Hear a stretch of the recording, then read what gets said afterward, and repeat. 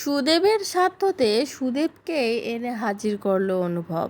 হ্যাঁ বন্ধুরা, এমনই কিছু অস্বাভাবিক ঘটনা দেখতে পাবো আমরা আগামী পর্বে, যেটা হবে একদিকে খুব মজাদার আর অন্যদিকে হবে খুব রহস্যজনক। তো পুরোটা জানতে ভিডিওতে লাইক দিয়ে চ্যানেলটা সাবস্ক্রাইব করে দেখতে থাকুন।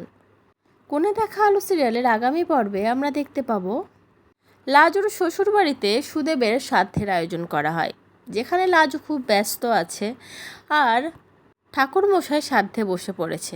লাজুও সামনে বসে আছে, এমনকি সুদেবের বাবা মা সবাই শ্রাদ্ধের প্রস্তুতি নিচ্ছে। আর সেখানে বনলতাও দাঁড়িয়ে আছে, মানে বনলতা মজা দেখতে গেছে যে লাজু কতটা কষ্টে আছে সেটার জন্য।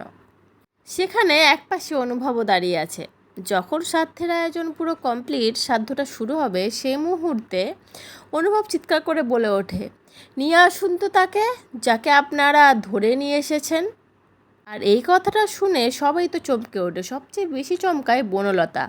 তার মুখে চমকানির পাশাপাশি ভয়ও দেখা যায়।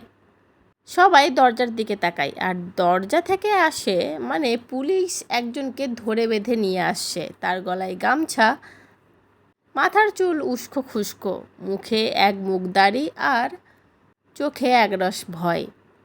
সে আর কেউ নয়, সে হলো সুদেব। পুলিশ সুদেবকে ধরে নিয়েছে সুদেবের ডেরা থেকে, মানে সুদেব যেখানে লুকিয়েছিল সেখান থেকে।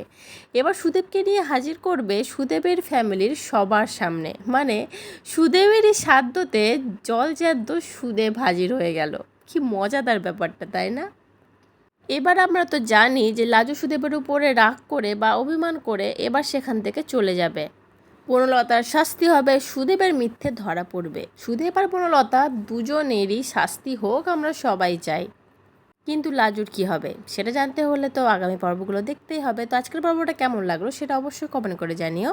পরবর্তী আপডেট নিয়ে তাড়াতাড়ি আসছি, সঙ্গে থেকো, সাথে থেকো, চ্যানেলটা সাবস্ক্রাইব করে দিও। ধন্যবাদ।